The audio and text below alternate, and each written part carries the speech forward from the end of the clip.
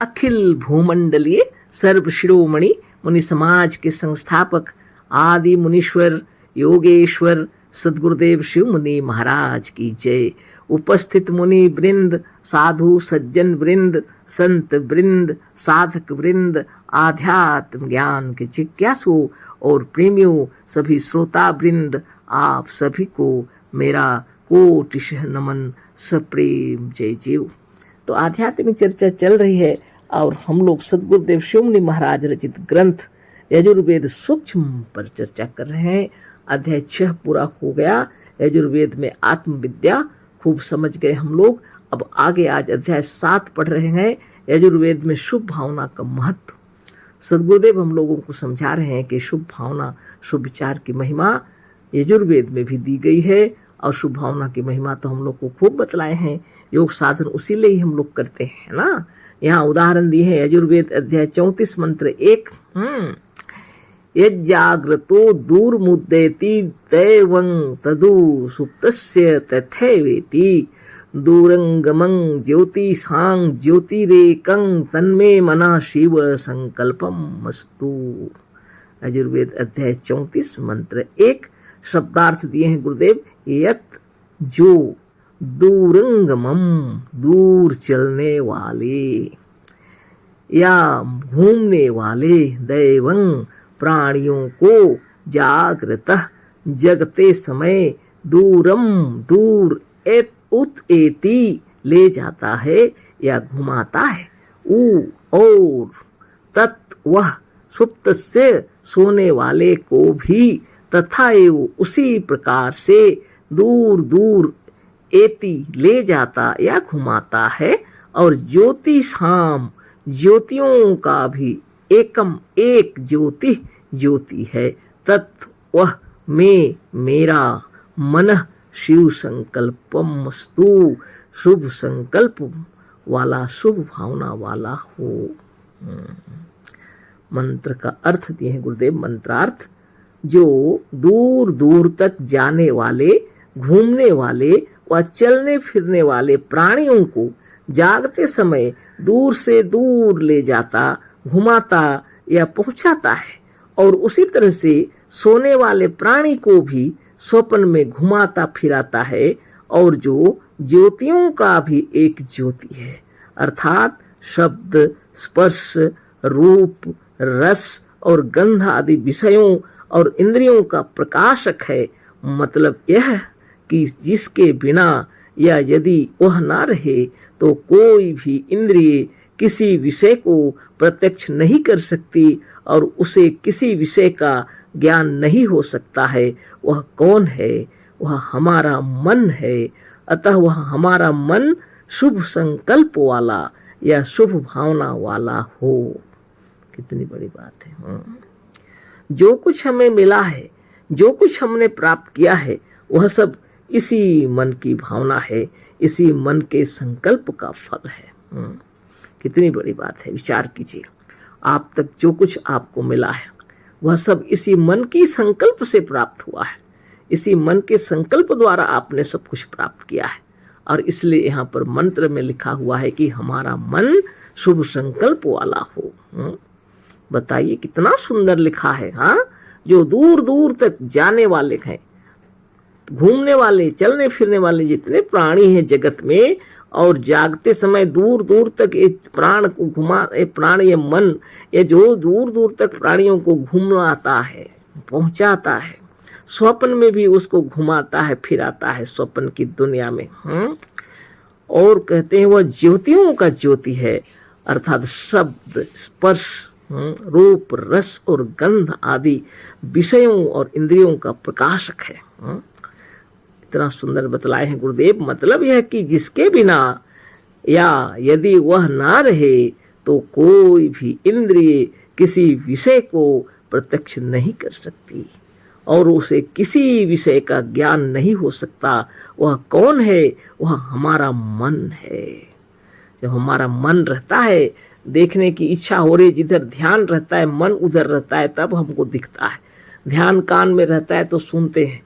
नाक, जितना जो स्पर्श, गंध, जो कुछ भी हम लोग का है, बिना मन के कुछ भी इंद्रियां कार्य नहीं करेंगी। और जहाँ आत्मा है वहीं मन है। मन और आत्मा के विषय में तो चर्चा हो गई अध्याय में, है ना। अग्नि कहा गया आत्मदेव को, इसी आत्मा को पुरोहित कहा गया, इसी आत्मा को होतारम कहा गया, प्रजापति ब्रह्मा सब इसी का नाम है। इसी आत्मा के अंदर मन है, गुरुदेव बतलाए। हाँ, और इसी मन की शुभ भावना की बात अभी हो रही है। विचार अगर आपके शुभ हैं, संकल्प अगर आपके शुभ हैं, तो आप जितना जो प्राप्त करना चाहते हैं सब प्राप्त होगा। यहाँ लिखे गुरुदेव, जो कुछ हमें मिला है, जो कुछ हमने प्राप्त किया है, वह सब इसी मन की भावना है, इसी मन के संकल्प का फल है। आगे लिखते हैं गुरुदेव, यादृशी भावना यस्य सिद्धिर्भवति तादृशी, जिसकी जैसी भावना होती है उसको वैसी ही सिद्धि मिलती है। अच्छा या बुरा, धन या निर्धनता, योग्यता या अयोग्यता, विद्या या अविद्या, ज्ञान या अज्ञान, नेक नामी या बदनामी, रोग या आरोग्य, निर्बलता या बल, स्वतंत्रता या परतंत्रता और मुक्ति या बंधन, जो कुछ हमें प्राप्त हुआ है, बताइए, जो कुछ हमें मिला है हमारे ही मन की भावना या संकल्प का फल है। जो बड़े बने हैं अपनी शुभ भावना के कारण या शुभ संकल्पों के कारण बने हैं। जो नीचे गिरे हैं वह अपनी अशुभ भावना से नीचे गिरे हैं। अब दोष किसको दीजिएगा? ये दुख का कारण दूसरे का नहीं है, आपका है। खुश हैं, आनंद विभोर हैं, धन दौलत से परिपूर्ण है, तो यह भी आपके शुभ संकल्प से है। बताइए, कितनी बड़ी बात वेदों में लिखी हुई है ना। और सदगुरुदेव इन मंत्रों को उद्धृत कर करके समझा रहे हैं। आवश्यकता नहीं थी वेदों की, लेकिन गुरुदेव हम लोग को दिखा रहे हैं, समझा रहे हैं। देखो, वेद को तुम ईश्वरकृत मानते हो, प्रमाण मानते हो ना, तो देखो लिखा हुआ है इसमें, है ना। ऋषि मुनि कितने सुंदर से समझाए हैं, बहुत सुंदर से। जिसकी जैसी भावना होती है उसकी वैसी सिद्धि मिलती है उसको, है ना। यादृशी भावना यस्य सिद्धिर्भवति तादृशी, जिसकी जैसी भावना होती है उसको वैसी सिद्धि मिलती है। जितना मिला है सब अपनी भावना से मिला है, अच्छा या बुरा, सब अपनी भावना का ही प्रताप है। धन या निर्धनता, योग्यता या अयोग्यता, विद्या या अविद्या, ज्ञान या अज्ञान, नेक नामी या बदनामी, रोग का या आरोग्य, निर्बलता या बल, स्वतंत्रता या परतंत्रता और मुक्ति या बंधन, जो कुछ हमें प्राप्त हुआ है, जो कुछ हमें मिला है, हमारे ही मन की भावना या संकल्प का फल है। जो बड़े बने हैं अपनी शुभ भावना के कारण, शुभ संकल्पों के कारण बने हैं। नीचे गिरे हैं वो अपनी अशुभ भावना से नीचे गिरे हैं। बहुत बड़ी बात है। शुभ भावना या शिव संकल्प मनुष्य को सफलता, मुक्ति, सुख, स्वतंत्रता और उन्नति की ओर ले जाता है।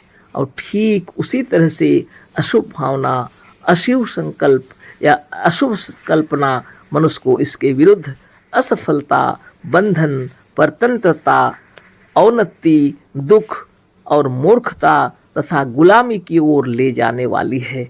मनुष्य जो कुछ शुभ या अशुभ, पुण्य या पाप करता है, उसके मन की प्रेरणा, मन का संकल्प या भावना ही कारण है। और अपने कर्मों के ही हाथ में अपनी उन्नति या अवनति, मुक्ति या बंधन सब कुछ है। मजहबी ईश्वर कुछ नहीं करता। मजहबी लोग भी कहते हैं ईश्वर अपने ही कर्मों का फल देता है। बताइए, आप कर्म नहीं करेंगे और ईश्वर का नाम ले लेके नाचेंगे और फिर कोई फायदा है क्या इसमें? जो कर्म का फल देते हैं तो गुरुदेव क्या कहते हैं? लोग कहते हैं God help those who help themselves, लिखे हैं यहाँ पर गुरुदेव, है ना। लोगों की बातें, है ना। मजहबी लोग भी कहते हैं ईश्वर अपने ही कर्मों का फल देता है। कहते हैं कि God help those who help themselves, मतलब ईश्वर उसी की सहायता करता है जो अपनी सहायता आप कर सकता है। बताइए, ईश्वर उसी को परीक्षा में उत्तीर्ण करता है जो उत्तीर्ण होने की योग्यता रख के उत्तीर्ण होता है। ईश्वर उसी को विद्या देता है जो स्वयं विद्या लाभ कर लेता है। हाँ, ईश्वर उतना ही करता है जितना आप अपने लिए करते हैं।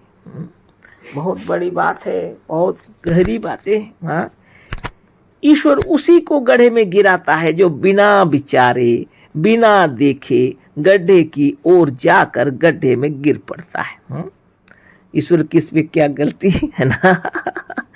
ईश्वर गड्ढे में गिरने से उसी को बचाता है जो देखकर चलता है, गड्ढे से बचकर चलता है और गड्ढे में गिरने से बच जाता है। ईश्वर उसी की उन्नति करता है जो अपनी उन्नति अपने आप कर लेता है। क्या इसका मतलब यह नहीं हुआ कि ईश्वर कुछ नहीं करता? ईश्वर का भरोसा छोड़कर ऐसे कर्म करो जो उन्नति, मुक्ति, सुख, आयु, आरोग्य, धन, ज्ञान, बल, बुद्धि और संपत्ति का कारण हो। पर ऐसा कर्म तब होगा जब आपके मन में ऐसे कर्मों को करने की शुभ भावना हो, शुभ संकल्प हो, वह शिव संकल्प हो। अशुभ और अकल्याणकारी भावना करने वालों का त्रिकाल में भी कल्याण नहीं हो सकता। जैसे तुम बनना चाहते हो वैसी भावना करो।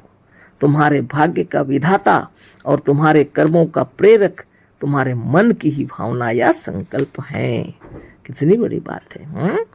यही इस वेद मंत्र का तात्पर्य है। यही समझकर इस मंत्र के रचयिता मुनि या ऋषि ने इस मंत्र को कहा है शिव संकल्प का प्रताप। मानने के कारण इस मंत्र के ऋषि का नाम भी शिव संकल्प पड़ गया था, है ना।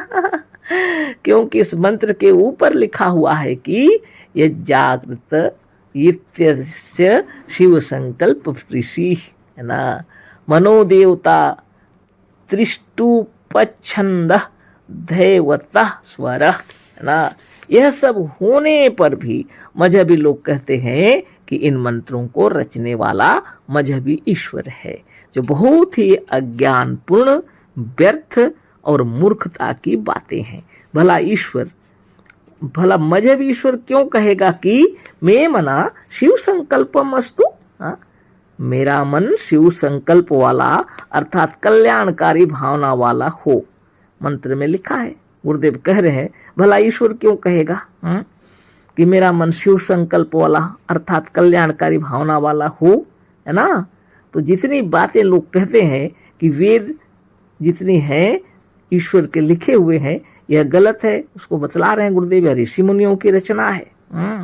जिस ईश्वर की कल्पना लोग किए हैं उसका तो अता पता नहीं है ना। और जिसको ईश्वर कहे हैं वेदों ने, वह तो आप हैं, हम हैं, सभी हैं, ऋषि मुनि हैं, सभी ईश्वर हैं, है ना। रचना अगर इस हिसाब से कहें तो ईश्वर ही आत्मदेव ने रचे हैं। गुरुदेव कह रहे हैं वह मजहब ईश्वर भला क्यों कहेगा मेरा मन शिव संकल्प वाला हो। लिखा है मैं मन शिव संकल्पमस्तु। कैसे कहेगा वह? क्या ईश्वर को भी यह डर था कि कहीं उसका मन अशिव संकल्प वाला ना हो जाए? कभी नहीं। ऐसी कल्पना करना मूर्खता है। आप ही विचार कर लीजिए, ऐसा होता है क्या? कैसे होगा? अब विचार कीजिए। तो कभी भी नहीं होगा, कभी नहीं। ऐसी कल्पना करना मूर्खता है। और संस्कृत के इस में शब्द का अर्थ मेरा ही हो सकता है, तेरा नहीं। अतः यह मंत्र कभी ईश्वर का कहा नहीं है। यह मन की भावना के प्रताप को जानने वाले ज्ञानी मुनियों का या ऋषियों का कहा है, जो अपने से अपने मन में कहा करते थे कि हे मेरे मन तू शिव संकल्प वाला हो, है ना। आगे तो कल फिर पढ़ेंगे, है ना। आप विचार कीजिए, खूब विचार कीजिए। आपने जितनी उन्नति की है चाहे अवनति की है, इस सब का कारण आपका मन है। आप व्यर्थ के ईश्वर को दोष न दीजिए। आपके भाग्य, आपके नसीब आपके ही बनाए हुए हैं। पहले के कर्म हो या अभी के कर्म हो, किसी समय के कर्म हो, आपके मन के द्वारा हुए हैं। अच्छे और बुरे सब कर्मों के करने वाले आप ही हैं। मन में जैसी भावना हुई आपने किया। इसलिए सदगुरुदेव शिव मुनि महाराज की जय। और इतने सुंदर ऋषि मुनियों की वाणी है ना, मन को शिव संकल्प वाला बनाना है, शिव संकल्प वाला कल्याणकारी वाला हो, कार्य भी वैसे ही होंगे। सदगुरुदेव शिव मुनि महाराज की जय। अशेष धन्यवाद, कोटि नमन, सप्रेम जय जीव।